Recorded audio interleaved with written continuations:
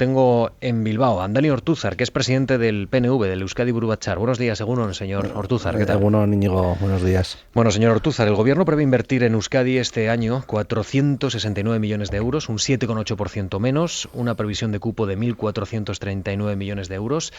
¿Estas cifras dificultan, sí o no, el inicio de diálogo entre el gobierno y el Partido Nacionalista Vasco?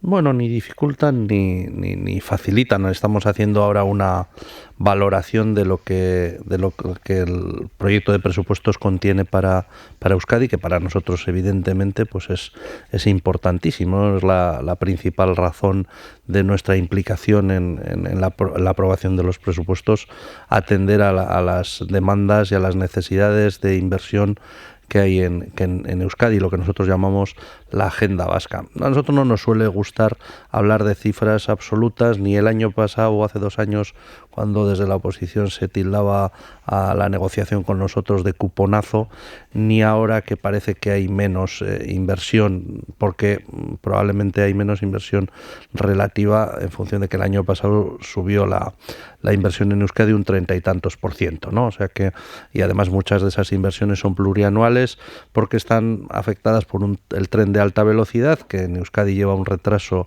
incomprensible y pero que cada año hay que ir haciendo las obras para acabar esa obra, ¿no? Nosotros vamos a mirar con lupa, lógicamente, los presupuestos. Vamos a ver, en primer lugar, estamos viendo si todos los compromisos que había adquiridos en presupuestos anteriores, plurianuales, con el gobierno anterior, y también los acuerdos que teníamos con el gobierno de Pedro Sánchez se cumplen y están dentro de la letra y de los números del presupuesto. Y luego también aspiramos a negociar otras partidas, aspiramos a negociar otras inversiones y a ver otras inversiones en Euskadi que son absolutamente necesarias. ¿Qué inversiones son necesarias ahora mismo para que el PNV diga sí? Bueno, nosotros tenemos un largo, ya saben ustedes que nuestra comunidad es una comunidad muy industrializada, que tiene muchas necesidades en el ámbito de la innovación, de la tecnología, en la internacionalización de las empresas, también en la puesta en funcionamiento de infraestructuras de logística, de movilidad, de transporte, etcétera. Por ahí nos iremos moviendo. En 2018 la negociación entre el PNV y el PP dio luz verde a una inversión de unos 501 millones, de los que a día de hoy he leído se han ejecutado unos 177 millones. Por tanto, hay un desfase, ¿no?, entre lo prometido y el gasto real. Bueno, hay una parte que, yo no le voy a engañar, hay una parte que no se puede gastar porque está sometido a obras, a licitaciones y a contratos, pero hay otra parte importante que se podía, con un poquito más de voluntad y un poquito más de celeridad por parte de los ministerios, se hubiera podido invertir. Nosotros, esa es otra de las cuestiones que queremos poner sobre la mesa. Se está tardando mucho, se está siendo muy lento, se está siendo bastante rácano en el cumplimiento de los acuerdos anteriores, ¿no? Y eso no puede ser. No puede ser que sigamos al tran cuando son inversiones que, ya le digo, pues por ejemplo la del tren de alta velocidad, que en Euskadi acumulan ya retrasos de casi 20 años, ¿no? Entonces hay cosas que son incomprensibles y que el gobierno tiene que ponerse las pilas, que tiene que acelerar, porque es que si no se va a convertir en papel mojado cualquier acuerdo que hagamos. Está muy bien porque el papel lo aguanta todo, pero si luego esas inversiones se retrasan en el tiempo, pues no se cumple la función, ¿no?, ni se cumple el acuerdo. Entonces nosotros vamos a ser muy vigilantes tanto en las cosas que ya están previstas como en las que acordemos, para que haya calendarios que garanticen la inversión y el cumplimiento de esos acuerdos en tiempo y forma. Porque hasta el momento no tiene ninguna garantía el PNV de lo que se promete se invierte. De momento no. También es verdad que con el cambio de gobierno, el verano, etcétera, pues ha habido un impasse, pero es verdad que a este gobierno le está costando coger el ritmo, por lo menos en lo que tiene que ver con las inversiones vascas. Señor Ortúzar, ¿ustedes descartan a día de hoy la presentación de una enmienda a la totalidad? No descartamos nada, no suele ser nuestra estrategia nunca presionar en balde, y solemos negociar siempre de manera con las cartas sobre la mesa, ¿no? Y en ese sentido a nosotros pues ya hemos manifestado que estamos dispuestos a negociar, pero ojo, no pervirtamos la cuestión, no le demos la vuelta al argumento. Aquí el que tiene la responsabilidad de sacar el presupuesto adelante es el gobierno y el partido que apoya al gobierno. No somos los partidos que no estamos en el gobierno, es a nosotros a los que se nos debe convencer. Nadie nos puede pedir cheques en blanco, nadie nos puede pedir que de manera crítica o sin una negociación demos por buenas unas cuentas en las que no hemos participado, ¿no? En cuya redacción no hemos participado. Así que es al gobierno al que le toca dar pasos adelante. Nosotros manifestamos nuestra buena disposición, pero el gobierno tiene que dar pasos y tiene que ser creíble, sobre todo en que las cosas que propone y las cosas que negocia luego se van a llevar a buen puerto. ¿Detecta interés en el gobierno? Es decir, ¿se ha puesto en contacto con ustedes ya? ¿Hay algún tipo de contacto, aunque sea informal? Sí, contactos informales y llamadas telefónicas hay, pero también es verdad que nos enteramos por la prensa de que los presupuestos se aprobaban el viernes pasado y tampoco sabíamos, nadie había contactado con nosotros para saber cuáles eran pues esos mínimos que a nosotros nos gustaría que fueran ya en el proyecto de presupuestos, porque luego si no en los trámites de enmiendas siempre las cosas se complican mucho y no solo es la voluntad de negociación de un gobierno con un grupo, sino también que hace falta el apoyo o el concurso de otros grupos de la oposición, y eso complica las cosas, ¿no? En ese sentido, pues a nosotros nos hubiera gustado que no se nos planteara como un lo tomas o lo dejas, como un trágala todo el proyecto de presupuestos, pero estamos, y ese es otro de los defectos que tiene este gobierno, que estamos acostumbrándonos a enterarnos de todo de cosas que luego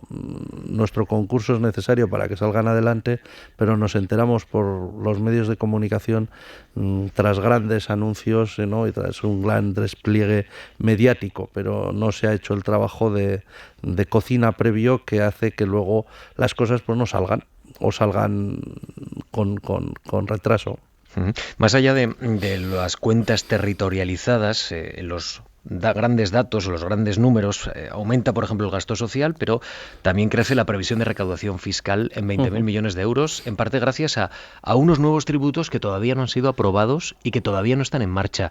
Señor Ortúzar, ¿le parecen a ustedes unas cuentas creíbles las del gobierno Sánchez? Bueno, ya saben que en el tema impositivo y fiscal nosotros tenemos un régimen distinto. Nosotros ya tenemos la presión fiscal en Euskadi más alta. A veces se nos habla antes mencionaba el cuponazo y la supuesta situación de privilegio que tenemos, pero lo cierto es que vascos y vascas pagamos más impuestos a día de hoy que el resto del Estado, ¿no? Y en ese sentido, para nosotros el tema de los ajustes fiscales, pues es un tema que lo vemos con cierta distancia, porque nosotros tenemos otro régimen.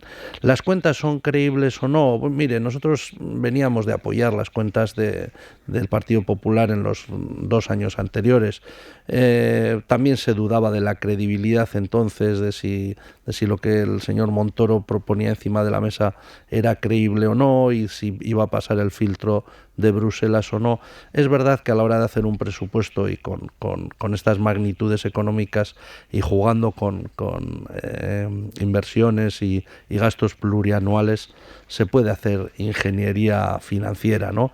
A la hora de hacer los presupuestos. Yo creo que si los han presentado es porque creen que los van a poder llevar a cabo, ¿no? Porque esas van a ser las cifras reales, también teniendo en cuenta que Bruselas tiene la lupa puesta sobre estas cantidades y sobre las previsiones de recaudación, de gasto, etcétera, que tiene el gobierno español. Yo supongo que habrán hecho el presupuesto con responsabilidad y sin inflar ni cifras de ingresos ni cifras de gasto.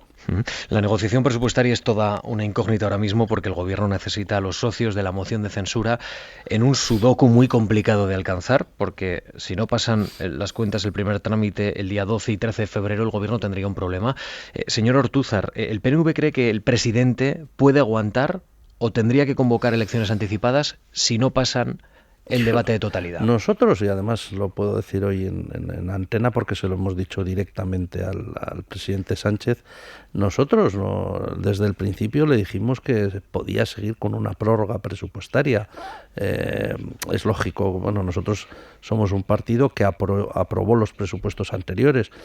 A veces los partidos de la oposición demonizan cosas simplemente porque no las hacen ellos, ¿no? Los presupuestos del año pasado no eran tan malos, y de hecho hoy hay una prórroga yo creo que bastante buena, podría haber una prórroga bastante buena que a este gobierno le permitiría gobernar tranquilamente, O sea que nosotros no damos a la aprobación de presupuesto, no le damos el carácter definitorio para que siga la legislatura o no. Con una prórroga se puede seguir perfectamente la legislatura, se puede ir gobernando, llevando temas concretos al Congreso de los Diputados, a que allí entre todos seamos capaces de fraguar los consensos necesarios. Evidentemente, si hay presupuestos, mejor, pero si no los hubiera, nosotros no vemos que sería una razón suficiente para acabar la legislatura. Nosotros somos también, y siempre lo repetimos, partidarios de agotar las legislaturas, ¿no? Porque los ciudadanos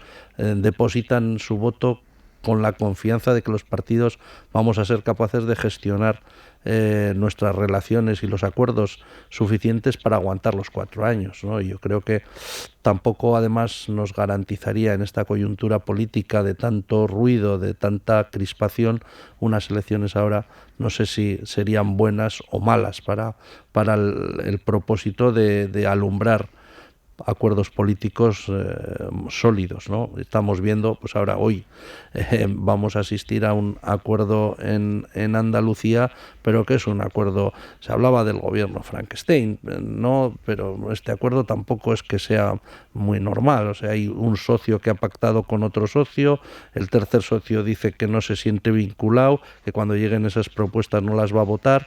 Bueno, es un gobierno que nace con si eso es así, si nos creemos lo que dice Ciudadanos, nace con una inseguridad tremenda, ¿no?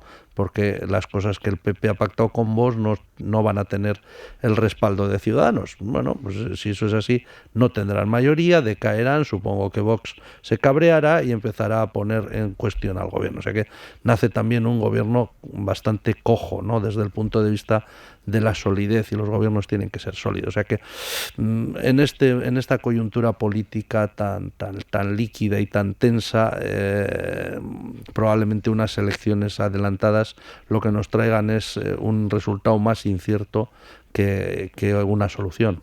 Si el Partido Nacionalista Vasco tuviera que elegir entre la interlocución con un bloque conservador como el que se está ensayando ahora mismo en Andalucía o un bloque progresista como el que quiere ensayar el presidente del gobierno con este acuerdo parlamentario en torno a los presupuestos, ¿con cuál se siente mejor el PNV? Bueno, nosotros,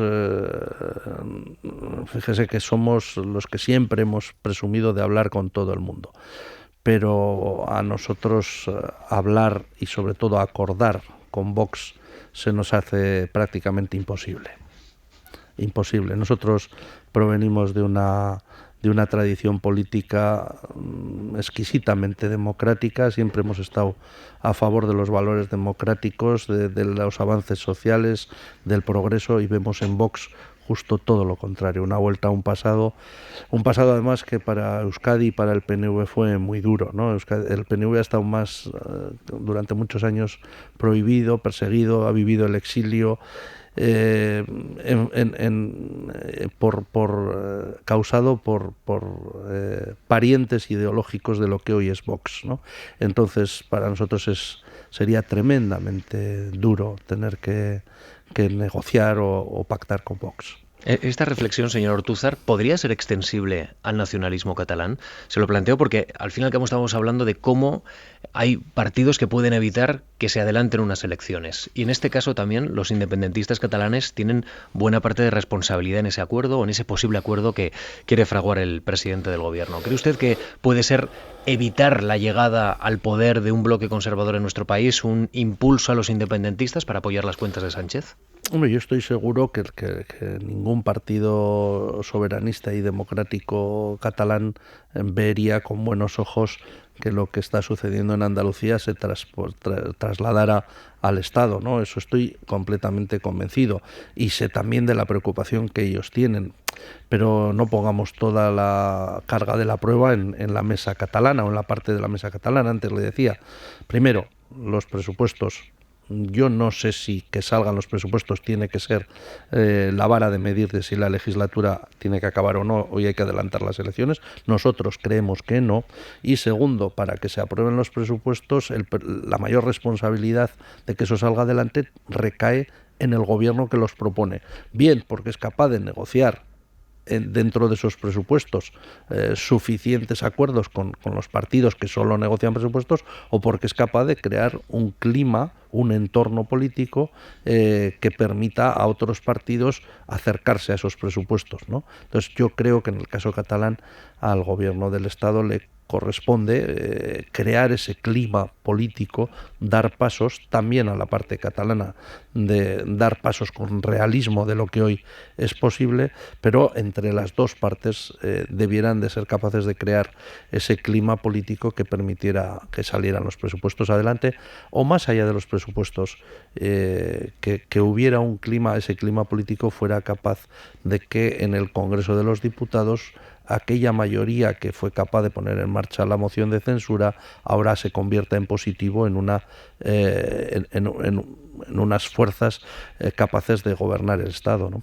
Aumenta la inversión en Cataluña un 18%, pero Esquerra sigue exigiendo gestos con los presos en el inicio del juicio en el Supremo. Por eso es que antes le decía, yo creo que el problema ahora para convencer o para atraer a los partidos catalanes no es económico, no es economicista.